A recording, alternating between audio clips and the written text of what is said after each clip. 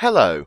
For those of you who may not know me, my name is Simon Cardew, and I'm on my second year of MA Fine Art part-time at the Arts University College at Bournemouth.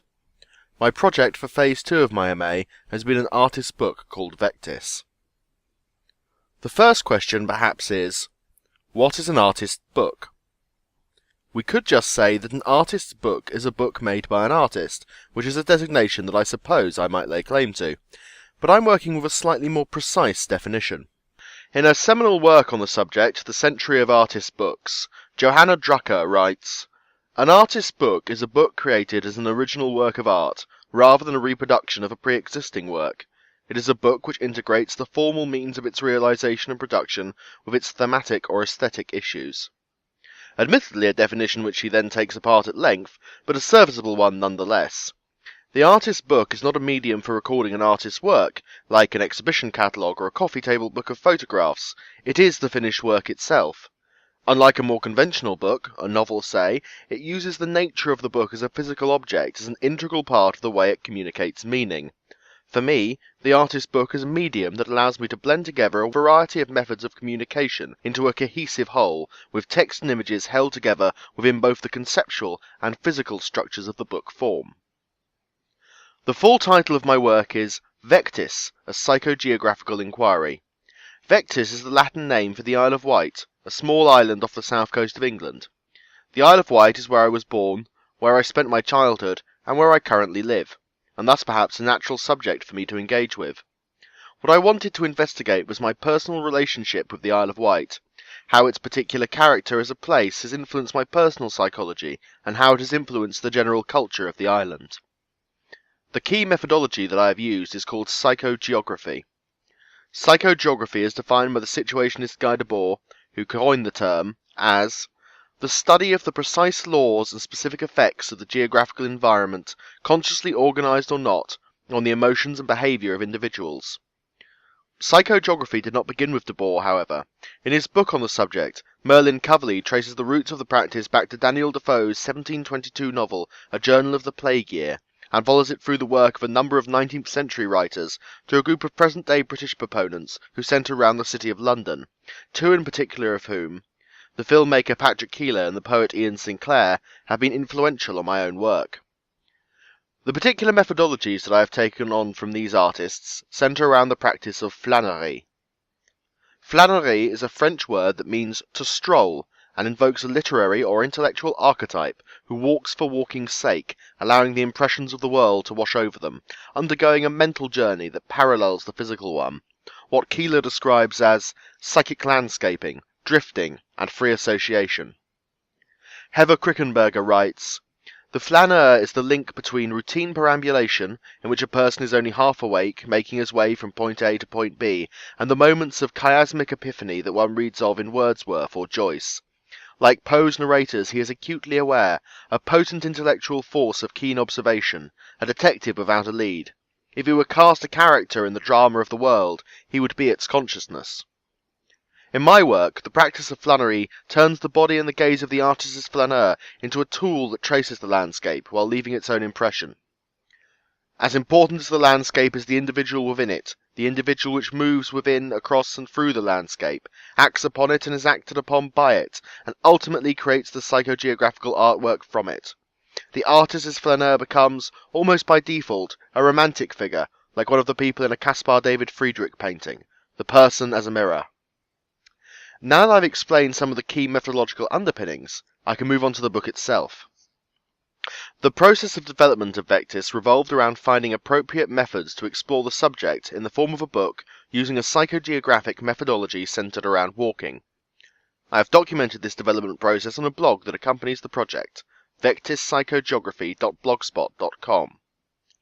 Vectis is organized around the structure of a solar year, with each page being a day and divided into 4 sections: spring, summer, autumn, and winter.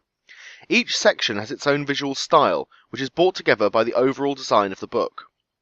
Spring serves as an introduction to the book. It contains some information about the Isle of Wight's culture and history, and discussions of the methodology of the project, as well as introducing some of the key themes which are developed throughout the rest of the book, such as panopticism, the condition of social control in which the observer is hidden from the observed, who fears therefore that they may be being watched at any time. Erosion and decay, of geography, of cultures, and of meaning. The creation of the landscape in place, in both a physical and a sociological sense, through the action both of nature and humanity. And the occult, as a framework for understanding the psychic effects of people on the landscape, and of the landscape on people.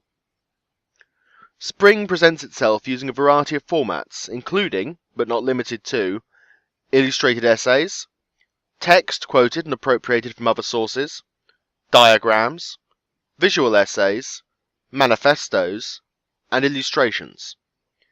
The other 3 sections of Vectis are organised around a sequence of 6 journeys. The first 5 of these journeys are actual flâneries, whilst the 6th is, borrowing from the French poet Arthur Rimbaud, what I refer to as a Robinsonage. That is to say, a journey undertaken mentally whilst the traveller remains still, either to a fictitious or real place. Robinsonage can be used to describe a body of literature diverse enough to include Dante's Divine Comedy, Swift's Gulliver's Travels, Moore's Utopia, Darger's In the Realms of the Unreal, and Hergé's Tintin in the Land of the Soviets. Summer concerns itself with the first 3 of the journeys. These 3 journeys are circular, beginning and ending at my home. They represent an exploration of a landscape that I thought intimately known to me. The parallel physical and mental journeys in summer are recorded in the form of a succession of images and pieces of text. In the physical journeys I adopted an approach to image making that took as its basis photography, as an extension and record of the gaze. In the summer images, I adopted a free-form approach to altering the photographic images by drawing over them, tracing and highlighting different forms, applying layers of effects, digital overpainting, overlaid scanned textures, false colours, and so on. I was creating a visual language that altered the digital recordings of the camera, creating a personal symbolism, isolating certain forms, altering the mood of images. Making the banal uncanny. Taking vision and making it visionary. You may notice that the text is arranged in a very particular way, and that these arrangements are supported by simple drawings, boxes, or area of colour. The poet Stefan Mallarme, whose 1897 book A Throw of the Dice Has Not Abolished Chance has been particularly influential on the development of the entire genre of artist books, used the metaphor of music to describe how such a work should be laid out. For him, the blank page was pristine silence, and each individual letter was a musical note. The work of the book artist is orchestration. This makes sense when you consider that the printing technology Mallarme was familiar with was based on movable type. Since I create my books on the computer, my individual unit is the pixel, and my metaphor is painting. For me, blocks of text can be considered as areas of shading, or individual letters as marks. Everything works together for a visual as well as a literary effect. The second journey is set to a long lyrical poem called Mountjoy, inspired by the same walk that I wrote several years ago. The arrangement of the text in this section has a regularity that works with the rhythm of the poem and reflects the number of times that I have undertaken this walk. Another camera. The third journey returns to the pacing of the first. There are some subtle changes. The titles of each spread have become more elusive.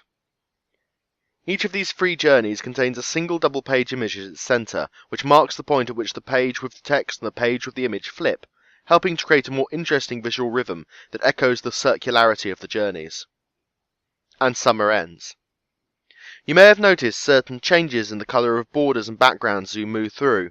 One of the main elements that runs through and ties together the 4 sections, apart from the metaphor of the year, is the use of colour within the book. Each month, each journey, and each season has its own colour, which helps to locate and ground the reader within the book. And so on to autumn. Autumn contains 2 journeys. Unlike those during summer, these journeys are linear, entropic, leaving me not safely back at my own home, but marooned, as it were, on opposite coasts of the island. Since the subject of this book is the Isle of Wight, the coast represents the limit of its universe, and the fact of the island's unity of place, that is to say, that its physical and political borders are identical and concrete, yet slowly shifting with time and tide, is an important theme that is explored throughout the book. To react to the change of seasons and the nature of the journeys, the book's visual style takes a dramatic shift in the autumn section. Each journey consists of 2 cycles of poetry, one literary and one visual. These poems run in parallel but are separate. The The visual poem explores the boundaries between the organic and the artificial. The colours represent a conceptual rather than visual separation. Meanwhile, the textual poems explore the natural and human life of the island, and of myself as I journey across it. Many of the poems are concrete, drawings with words. Most are blank verse, and many explore the effects of repetition, evoking the serial footfalls of the walker, the endless cycles of the tides and seasons. I find it important to mention explicitly in the spring section that each textual poem obscures a small part of the visual poetry that it lies over. On to the final journey on foot. You will notice the shifting colour scheme, but not in the method used to apply it. This poem sums up the change from summer to autumn. When you walk in a circle, you think in a circle. When you walk in a line, you think in a line. You may have noticed some recurring visual themes that have been developing throughout the summer and autumn sections, such as portals and gateways, and overhead wires. These allude to the concept of liminal transformation when crossing a threshold, and the occult theory of ley lines, invisible networks of energy that surge beneath the landscape. And so on to winter. In winter we find ourselves enacting a mental rather than a physical journey. I had originally planned to end the work with a Herculean walk, pacing the island's entire coast, an echo of Ian Sinclair's London Orbital, in which he walks around the entire M25. However, no matter how many different ways I approached it, I could find no satisfactory way to deal with such a walk in the space of the 92 page days of winter. It seemed much more like it should be the subject of an entire book of its own, rather than simply one equal part of a larger project. It was when I tried dividing up the coast into 92 and 46 equal sections in order to see how much distance each page would have to represent that it struck me that physically undertaking the journey was not actually necessary. It would add no authenticity or meaning to the work. I returned to an occult concept, the idea of the magic circle, cast to exclude the outside world and create a zone of special influence. I would map the limits of the island using a tool unavailable to the visionary writers of previous eras. The aerial or satellite photograph represents a profound shift in cartography. There is no longer any need to rely on human measurements or interpretations. Using freely available software, it is now possible for anyone with access to a computer to see a startlingly close approximation of the world as it truly is, from a perspective once reserved for God, sitting in the crystal sphere of the heavens. Since the edge of the island is a real place, a coast, not a socially and politically constructed border such as that around a city or a country, this form of image seemed extremely appropriate to map it. At the same time, any good magical ritual must involve a chant, a formula of invocation. Thus, as the airborne electric eye of the Robinsonere moves around the island, interleaved spreads provide a litany of the names of towns and coastal features. Divorced of immediate context, the names begin to break down into their etymological components, creating poetic allusions that appear to offer clues to the island's past, present, and future. Oak Fields, Spring Vales, Sea View, Nettlestone, Black Gang, Watershoot, Chale. Meanwhile, notice the way in which the satellite pictures have undergone subtle digital processing which begins, as they are repeated, to render them painterly, almost abstract.